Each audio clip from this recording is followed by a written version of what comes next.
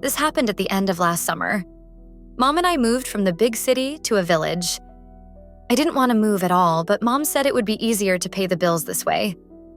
We were always short on money. She worked 2 jobs, but even that wasn't enough. We had to save on literally everything.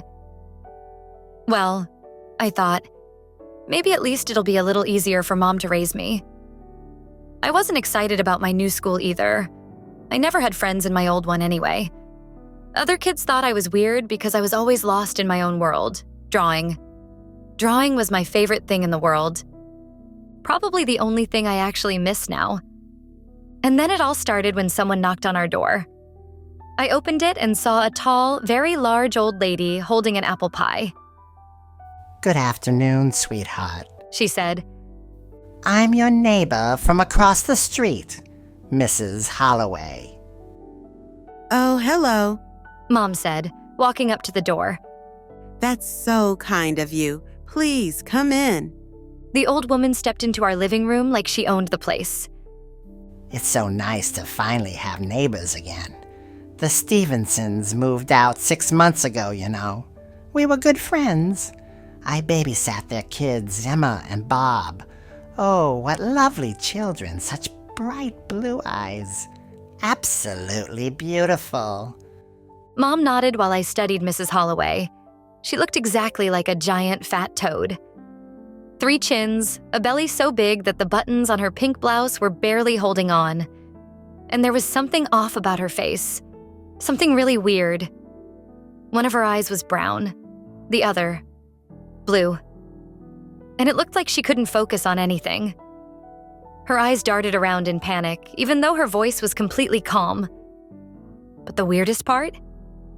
Her eyes seemed tiny, like she had grown, but they never did.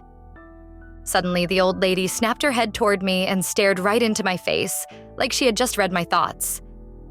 I blushed and looked down. "What's your name, sweetheart?" She asked. "Jade," I muttered, still avoiding her gaze. "Look at me, dear," she said. I hesitated, then lifted my head. Our eyes met.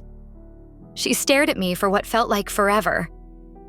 Then she said, "Jade, now I see. You're a very special girl, Jade. Don't forget that." What did you do before you retired? Mom asked. The old woman finally looked away. "I was a nanny. I worked as a nanny for many, many years. There's nothing more precious in the world than seeing the sweet, innocent eyes of children every day." That's wonderful. Mom said. And then they started that boring, stupid conversation adults always have when they meet. I quietly slipped upstairs to my room. The last thing I wanted was to hang out with that creepy old lady. The next day, I was sitting at my desk drawing. I always draw anime, and every drawing has its own story. The main character in my sketches is so cool. Her name is Reina. She has long brown hair and bright green eyes, just like me, but 100 times prettier. She has tons of friends, and she sings amazingly. She even has a boyfriend, and she's about to kiss him for the first time. That's exactly what I was drawing. I had already finished Reina, standing under a blooming sakura tree, and was about to start on her boyfriend, Haruto. I got distracted and glanced out the window. From here, I had a clear view of Mrs. Holloway's second-floor windows. Something was moving in there. I squinted and gasped. The old woman was running back and forth across the room at insane speed, like some kind of wild animal. And I wasn't sure, but it looked like she wasn't wearing any clothes. Her pale, bloated body looked disgusting, but I just couldn't look away. Suddenly, there was a knock on my door, and Mom walked in. She always knocks and enters immediately, never waiting for permission. But this time I didn't care. I yelled, "Mom, that old lady is doing something crazy. Look." Jade, watch your language. Mom scolded. "No, seriously, look, in the window." We both stared at Mrs. Holloway's windows, empty. Nothing. "But," I whispered, "she was right there, naked." I'm worried about you, honey. Mom sighed. You spend too much time alone. Mom never believes me. Even if aliens invaded tomorrow and it was all over the news, she'd still say it was my imagination. Listen, kid, Mom continued. I have to go away for work for 2 days, and Mrs. Holloway agreed to watch you. You'll be staying at her place. My heart sank. No, I shouted. No, not with her. I can take care of myself. I'm not a kid anymore. I don't want to stay with that creepy, disgusting toad. I don't like how you talk about Mrs. Holloway. Not one bit. That's final. You're staying with her. Whatever, I yelled and ran out of the room.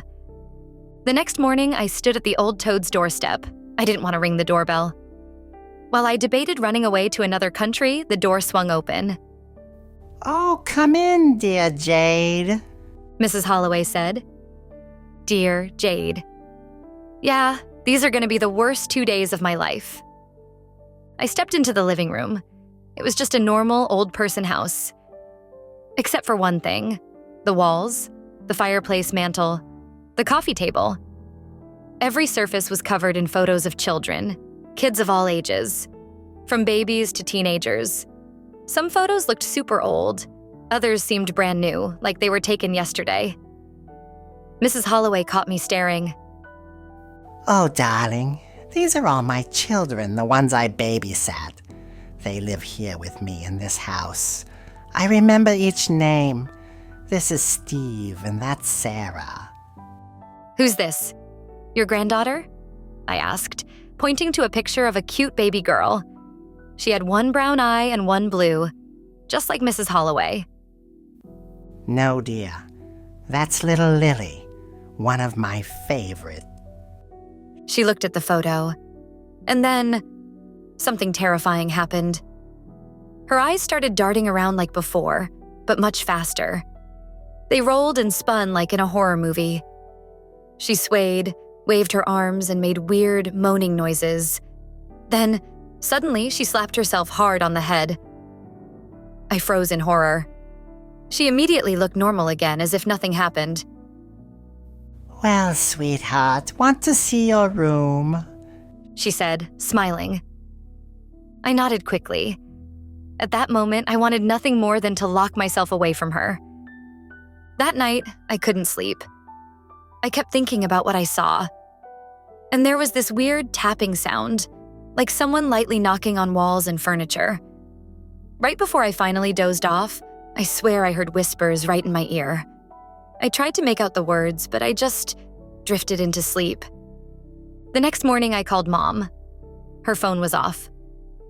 Weird, I thought. Maybe she's just busy. I pulled out my drawing of Reina and the sakura tree and froze. The whole picture was ruined, black paint smeared across it. Right in the middle, messy, shaky letters spelled, "Run." Like someone had written it with their eyes closed. I clenched my fists in anger. This was too much. There was a knock on the door. Knock. Knock. Can I come in? The old witch asked. God, I hated her at that moment.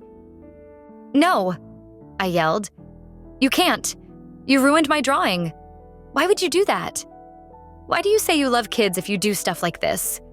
You're the worst babysitter ever. You're a crazy old toad. Leave me alone. I was shaking with rage. I wanted to throw the drawing right in her face. I stayed in my room all day and didn't come out, not even when she called me for breakfast or lunch. I tried calling my mom, hoping she'd take me home or at least let me leave, but her phone was off. Weird, I thought. She must be really busy. By evening, I was so hungry I had no choice but to go downstairs. How are you feeling, sweetheart? The old woman asked. Fine, I mumbled and sat down at the table. You know, I really don't know what happened to your drawing, but I'm very sorry that it got ruined. But I do know something that might cheer you up. She pulled out a box. Here, this is for you. These were my son's colored pencils. He doesn't need them anymore, so you can have them. It's a little gift from me to you. I looked at the box and gasped. These were the most expensive colored pencils you could buy. I had wanted them so badly for Christmas. But, Santa can't bring everyone expensive presents. So instead, I got a school backpack. I'm sorry I didn't tell you about my episodes. Mrs. Holloway sighed. They can be scary, I know. But they're not dangerous at all. Just an unpleasant condition I have to live with. My face burned with shame. I had accused her of ruining my drawing. I had called her a crazy toad. I can't take this, I said. I don't deserve it. Mrs. Holloway walked up to me and put a hand on my shoulder. Oh, you deserve it, sweetheart. You're a very special girl, Jade. I already told you that. And then I noticed something strange. Both of her eyes were blue. What happened to your eyes? I started to ask. Suddenly, the phone rang. Oh, that must be my doctor calling.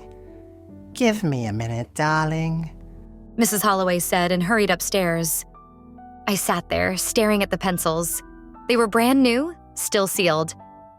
Maybe I should apologize and accept the gift. She just wanted to make me happy.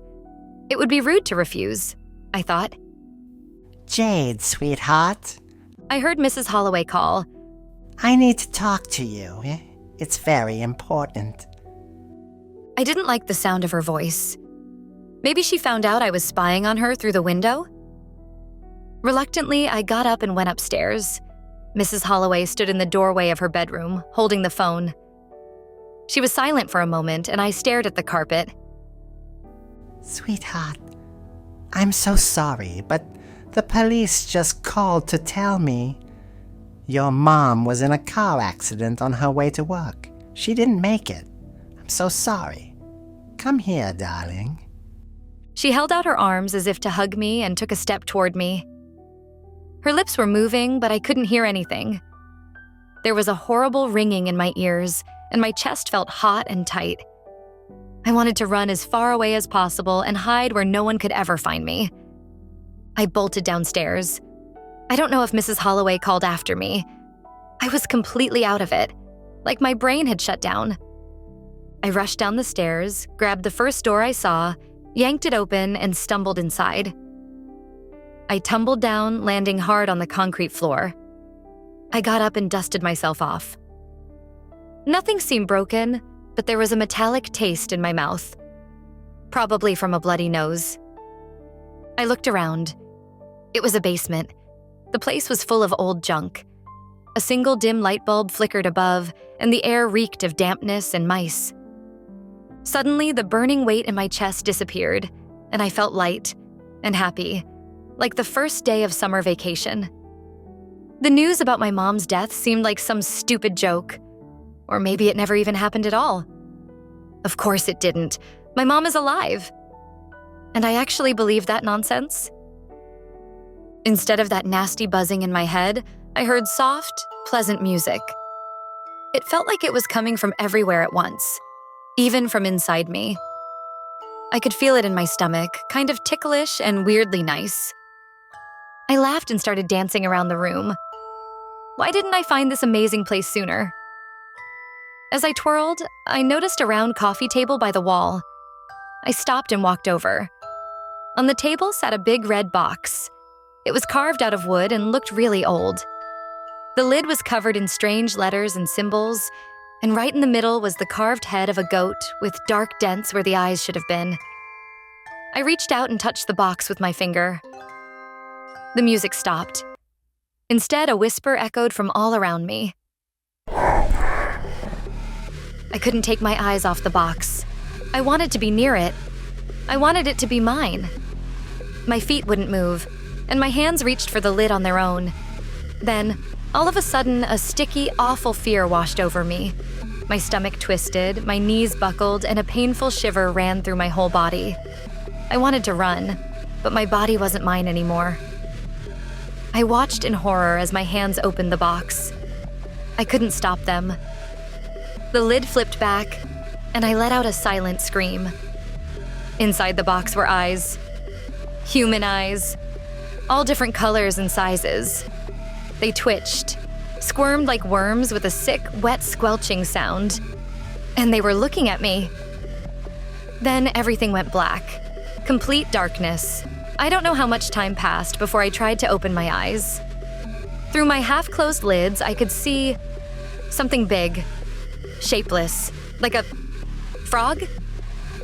I snapped my eyes open and saw Mrs. Holloway.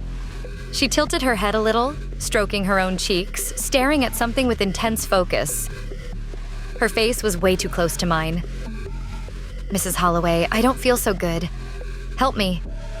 I tried to say, but I didn't hear my voice. She kept staring. Oh, Jade, you poor thing. You still don't get it, do you? She took a step back, and then I saw it. The mirror. I screamed, but I didn't hear that either. In the reflection, we were both there. Me and her. I was lying on the floor, arms spread out, my face turned up to the ceiling. Where my eyes should have been, there were only 2 gaping black holes. I felt sick. But how? Mrs. Holloway stepped closer to the mirror, and then I understood. Her eyes, bright green. My eyes. I have no idea how long I've been stuck in this basement. Maybe a month, maybe 10 years. Time moves weirdly here. Being a ghost with no eyes sounds awful, but honestly, it's not that bad. At least I have friends now. Emma and Bob, the twins who once had beautiful blue eyes. Little Lily, whose colorful eyes Mrs. Holloway loves. And so many more boys and girls. We're never really bored. We sneak through the house, feeling our way through the dark, whispering to each other. If I need to call someone, I just knock on the furniture and walls. That's how they know where I am. Sometimes Mrs. Holloway puts on my eyes, and then, just for a while, I can see again. And I love the outside world. The trees, the flowers, the houses, the people, the sun. But I hate watching that old toad lure in her next victim. She always waits. As soon as a new family moves into the house across the street, she starts hunting. We always try to warn them. We leave signs. We make the eyes spin as fast as we can. Our eyes. The only things we can still control. But she always wins. She always gets new eyes.